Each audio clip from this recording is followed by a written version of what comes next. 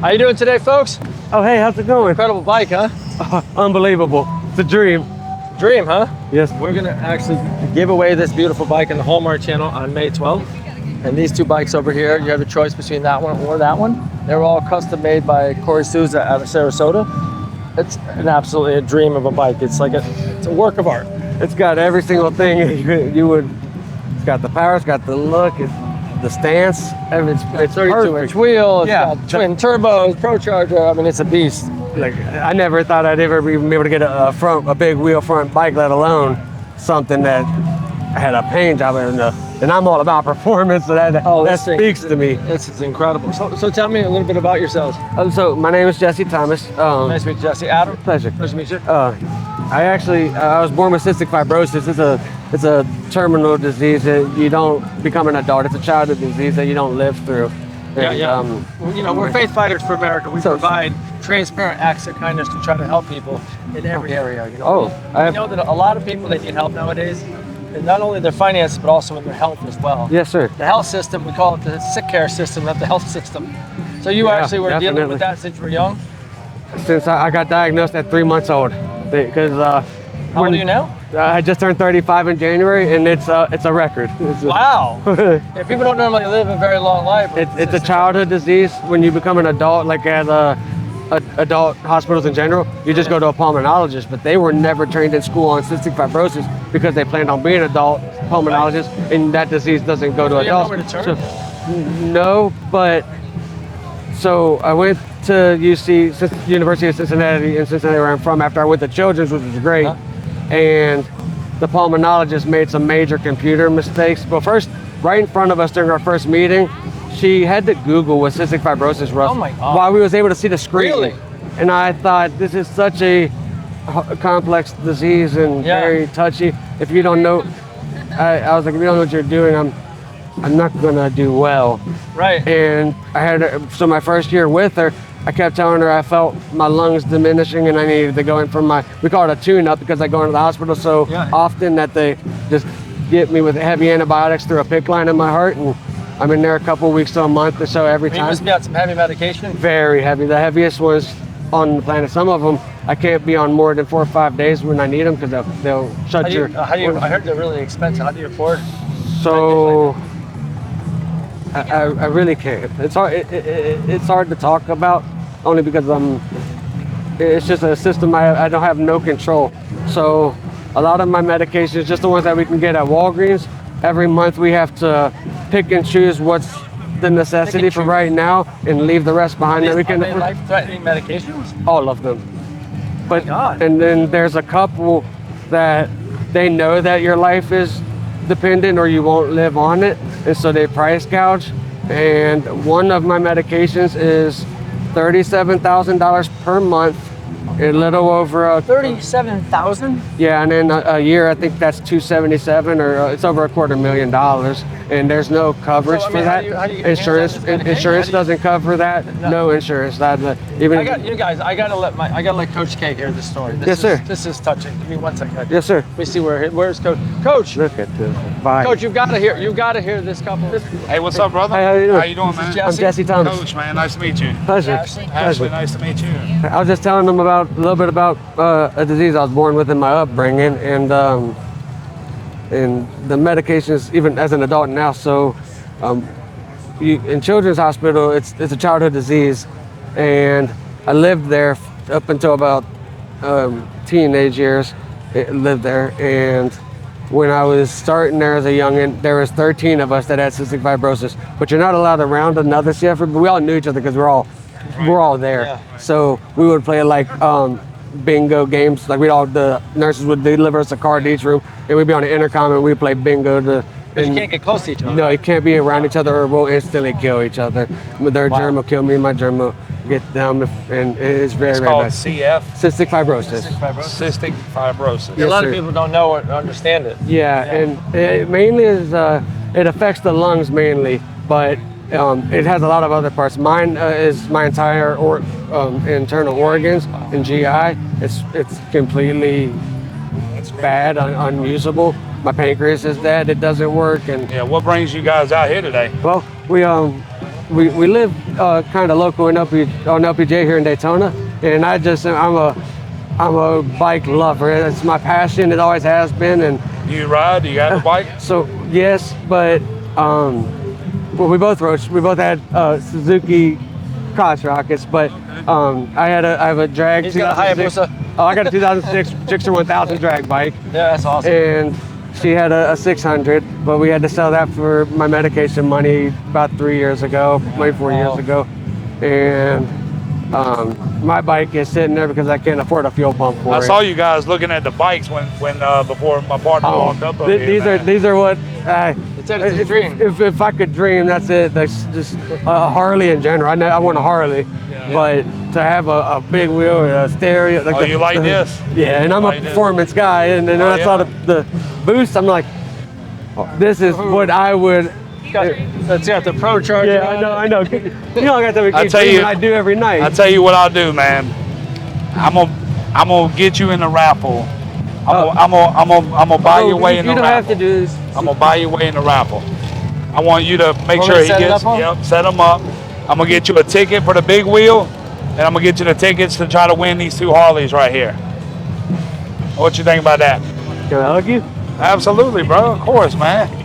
Of course, bro. Of course, man. Of course, bro. God bless you, man. Look, I'd love to know more about your story and what you guys are actually doing.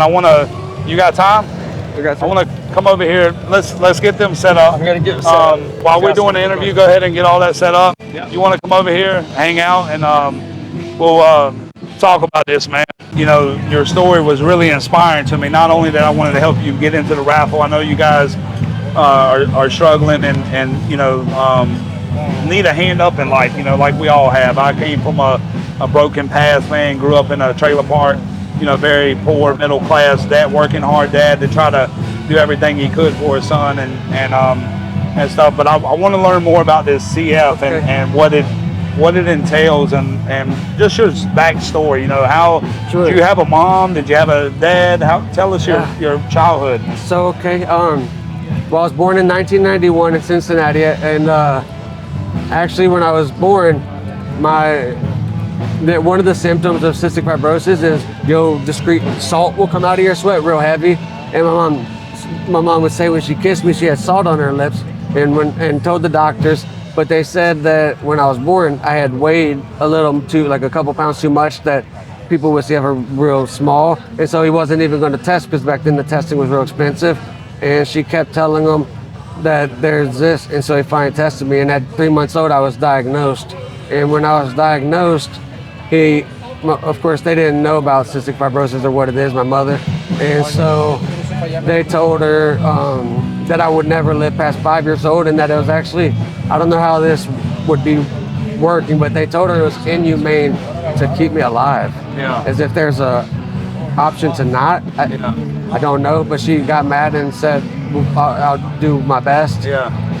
But going back a little farther than that, my mom, she just was never ready to have a kid. This wasn't on purpose, and she wasn't ready to be the person that had a mother. Right. And so she went to a clinic to not have a baby, but my father, he's a hard-headed man from Italy. He's an Italian, and he found out the doctor's place and showed up before she had got called back.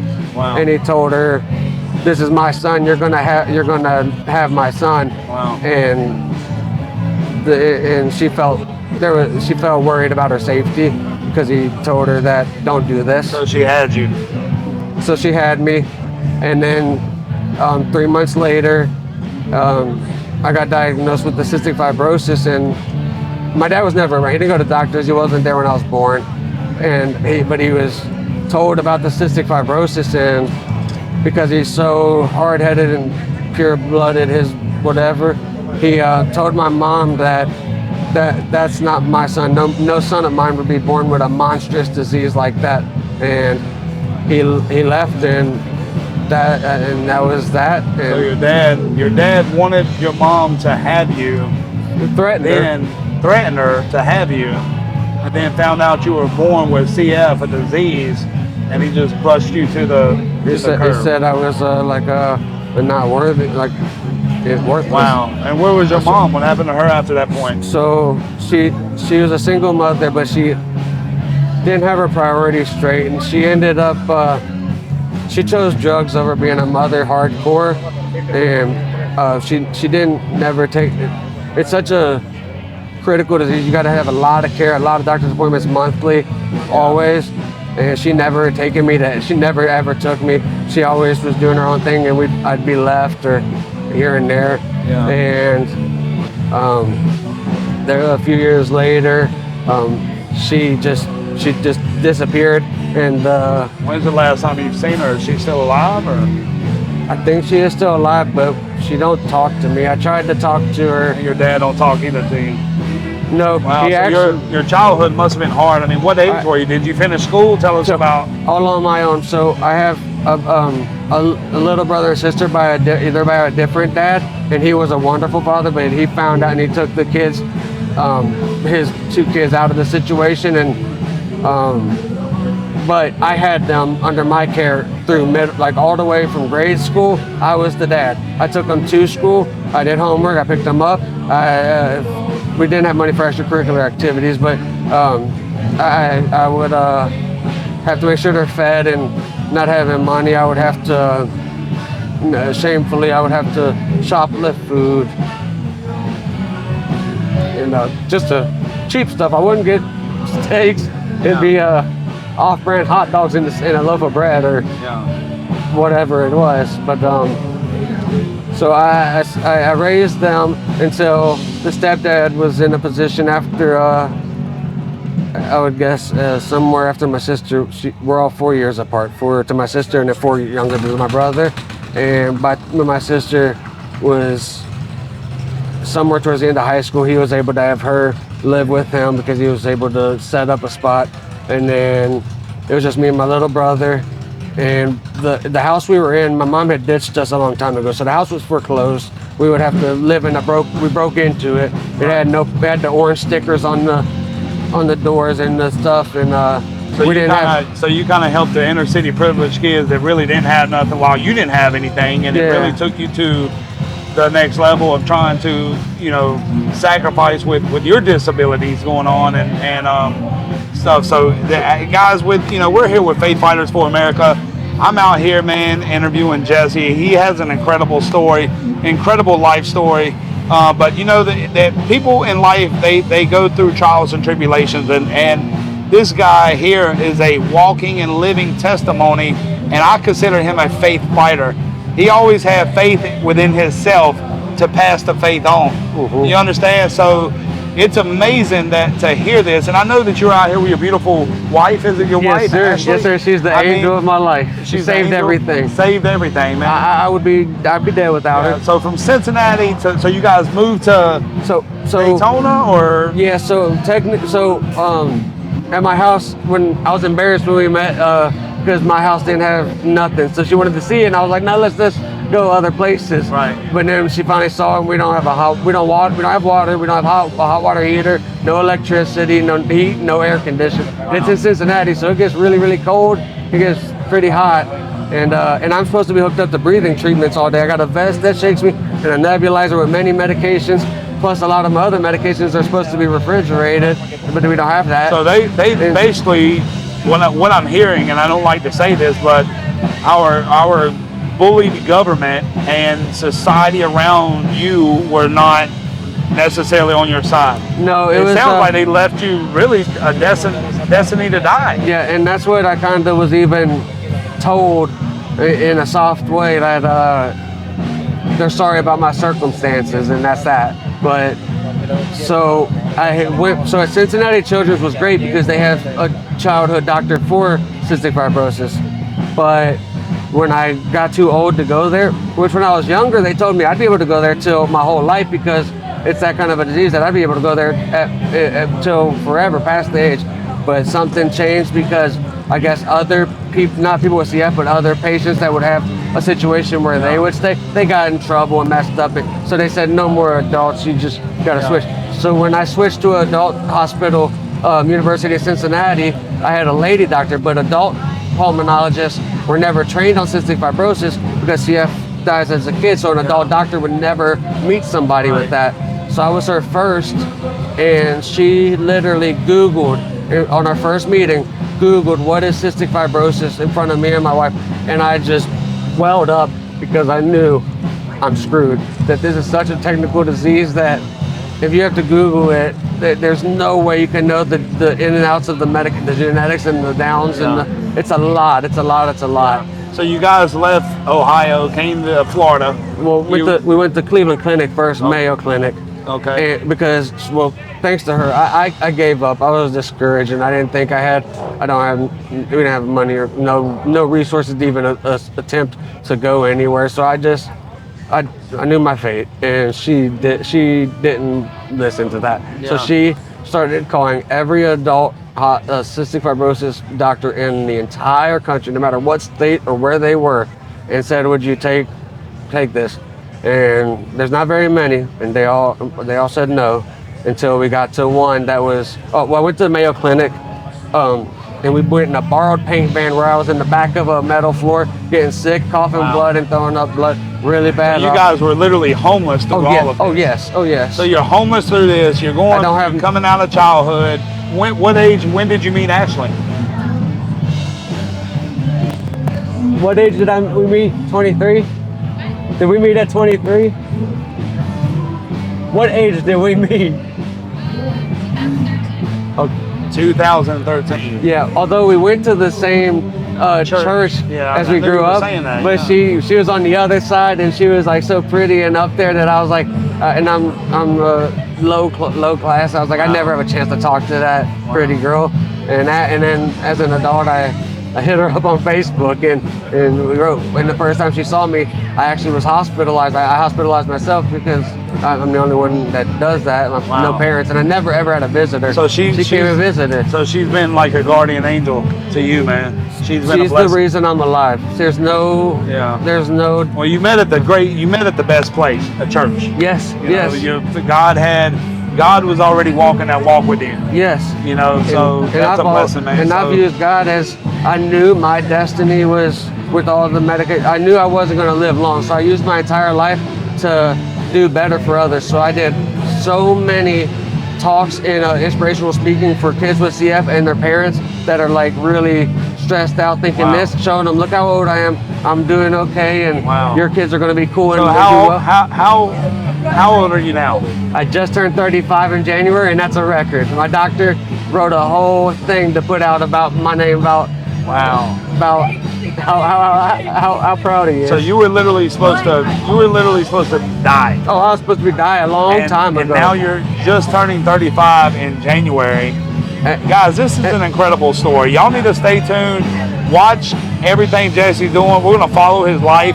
I know a lot of things are going to happen over the next few months as we get to know Jesse and Ashley a little bit better. And hey, time will either promote you or expose you. But we need to hear more stories like this around the world. There's a lot of things out there in life that are just tragic moments that we can't help.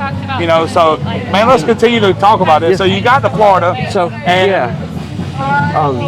So we got to Florida, but we didn't have money, so we got a budget chunk up in Ohio, and we didn't know where we were going to land, but we knew we couldn't. The doctor's in Orlando, and we knew we couldn't afford Orlando, but I knew Daytona was like my happy spot, so we came here with a little bit more affordable living. Did you think you were still going to be dying at this point? Absolutely. I didn't have no hope for this because I've been shut down so much, and no one's wanted to help you. The government. And at first, this doctor said we can't take no insurance. It's expensive. But he saw me for free either he paid for it or he really needed you. He got me in. You know what I mean? And in about 2 years after I was his patient, and then my PFT, my pulmonary lung function, started to go up, and my blood test started to show a little improvement. He said he waited 2 whole years to be able to say this, and he sat me and my wife Ashley down, and he looked at her first and said, if you guys were to have stayed in Cincinnati, you would be dead, or you would be single, and looked at me and said, you would be buried. The doctor told y'all that. In our office meeting, and we both just crumbled and thanked him and everything. And I mean, you had to be a real trooper and faith-driven. And I think that you guys have a strong enough story. You've had to have God on your heart this whole time. That's all I got. That's all I got. Her and God. That's all the protection I have in this world, because it seems like the whole system's out to not to use me for my disease. Cystic fibrosis is the most expensive disease on the planet to take care of me, longevity, and my medication, just one of them, is the number one expensive medication in the world. So I would love to be able to get a hold of like something where we pass a bill that you can't make so much profit off of this medicine that takes you pennies on the dollar per tablet, but I have to pay, it's $37,000 per month for 2 tablets in the morning. And how many medications do you take a month, or do they have I should be around a little bit, around 50 to 53, but I've had to cut a lot of those. 53 pills? 53 different medications, including inhalers. 53 different medications. Yes, sir. Every day, every day. Every day. And multiple times a day. I do morning, middle of the day, and night. And multiple times a day. Wow. But we got it down. We're between 30 and 40 now. And then even out of those, every month at Walgreens, we gotta pick and choose what that month's necessity might be, because we can only get a few and can't afford the rest. They're just not. And then so also, if I can never, they got me destined to fail, even though I do my best and I got these dreams. Like I was saying, I would never have a Harley. You're not gonna fail. I got too much determination. You got Jesus on your side, and now you got faith fighters. You know, and we're here to help you, man. Tell me about your living situation and all that. Do you have a house? You guys live here? What's the deal there? So we was homeless, and and I got a service dog Rottweiler. We was in a 2-door little Acura RSX, and we were homeless in that thing with no AC and a dog panting on our neck while we were homeless for a month. Wow. And so that was harsh, and we couldn't afford to feed any of us. So like we were all splitting a burger between the three of us if we could get a McDouble if we could. It was a very hard time, and like so like growing up and now, no electricity, so I can't do my breathing treatments or keep any medications go they're supposed to, nothing like that. I got a vest I gotta wear that shakes, and I gotta wear a nebulizer and stuff, and I have oxygen, but it runs off electric too. And so I could never have none of that. It was never an option. And then after about a month, we finally got in a real modest, we'll call it very modest apartment, and even cooler. It was even more than what we could afford, but we were able to get in. And I had my service dog, and she is a Rottweiler, because I have to have a dog big enough to pick me up if I go down. And she has a full ID from the Disability Act. She has a paper from the doctor, and so she can't be denied nowhere with me. And she's an angel. She lives in the hospital with me, lives in there with me. Wow. And they let. Here's a man that's had to live in the hospital most of my life. Most of his young adult life. I had a fish tank in my room and an Xbox. I brought my own stuff up there, and I was up there so long. He literally had his own fish aquarium and an Xbox in his hospital room, guys. It was a little nano tank, but I needed it. That's crazy, man. And you know, these stories are what impacts the world and can change people's lives overnight. And you know, we're honored to be able to sit here and listen to these stories. And Jesse, this is what Faith Fighters is about, man. We go out here, we want to change lives one life at a time if we can. We want to help people, bless people, get them on their feet, and just give them some hope. You know, give them some encouragement, some faith. You know, we actually have our own line of coffee brand, man, and it's our slogan on our coffee is "Wake up with faith."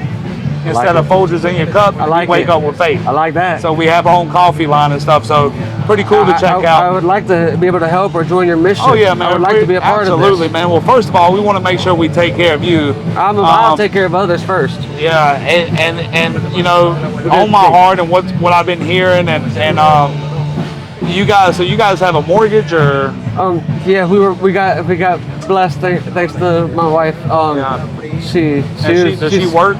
Yes, she cuts hair at Great Clips. It gets us what we need, but I'm unable to have an income because the system and Social Security. So she actually cuts hair at Great Clips. How long has she been there?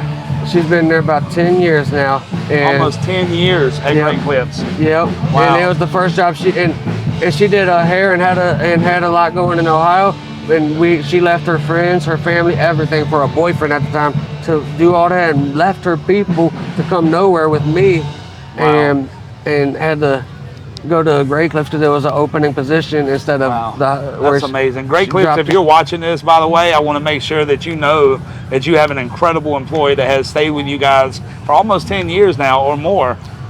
This story should shock you, and you should want to be a part of this. Great Clips, I'm sure Ashley appreciates the opportunity, what she can provide for her and her husband Jesse, and just the walk of life of leaving a whole several states to come to somewhere where her boyfriend just knew where he wanted to come at the time, because he was destined to die. That's where he felt. He felt like he was going to give up. There was no luck. There was no hope. There was nothing, right? He was on a bunch of drugs and from the hospitals and trying to survive. And, she felt like in her heart, as I see, as Coach sees, that, she wanted to participate in that. And if it was his last breath and where he loved, true love. It's kind of like Forrest Gump and Jenny, so I love that movie, and it's our favorite. But man, Great Clips, if you're hearing the story, you need to participate and possibly get back to one of your best employees and know the stories and know the employees, and we hope to get that out there. But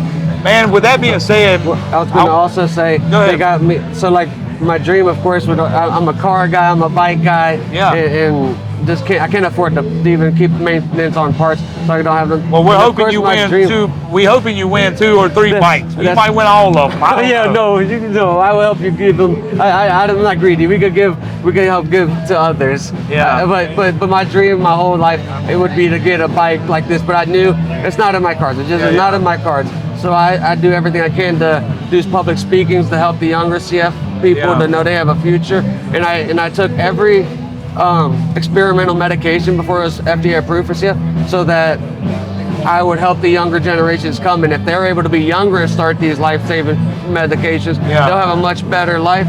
But the part that gets me stuck is I'm destined to fail, and then I can't achieve no dreams because the insurance and all the stuff in Social Security says if I ever have more than $1,999 to my name and anything added up together, they'll stop. They actually cut me with no coming back. And if I don't get that means I won't be able to see doctors or my specialist or go in the hospital. What we're going to do, Jesse, is we're going to talk positive. We're going to talk positive from here on out. It seems like a lot of that's past you. Seems like that you've been blessed to turn 35 in January. Unbelievable. It's unbelievable. Doctors told you were going to die. Your mama left you. She's on drugs. You don't know if she's living or if she's alive. Your dad, he turned you away because he wasn't going to have an ill son. He didn't want no monster disease son.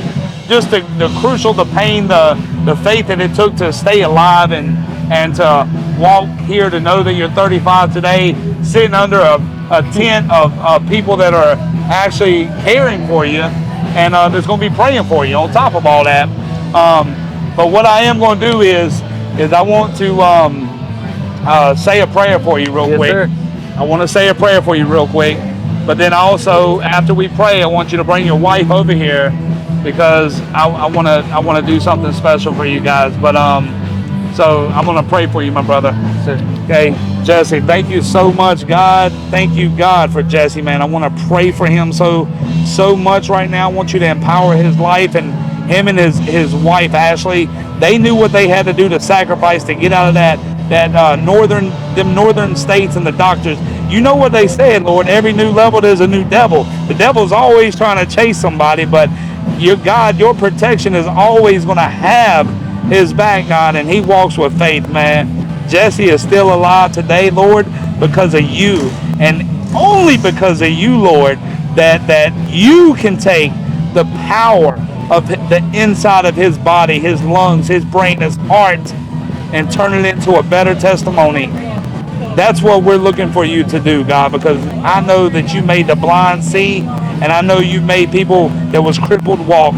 And I can tell you one thing that you're going to do for Jesse right now, when he stands up from this table, Lord, with the blood that came from the cross, that we know that you died for our sins, God. I know that you're going to heal this man from the inside out. I know that you're going to take the pain, and he's not even going to be able to talk about the pain no more. The only testimonies that he's going to be able to talk about is his future walk with you, God, and how you've changed his life and changed others around him. Give him the blessing and the power to be able to speak in front of everybody. And in Jesus' name we pray, and the blood over this gentleman and his family and his wife, Ashley. Fill them with your love and spirit. And God, thank you so much. The sickness is going away. We're not going to ever talk about it ever again. The positivity is a new beginning, Lord, and a new walk with you. We're going to walk through that like the Bible says we're going to do. Your word said we're going to walk through it.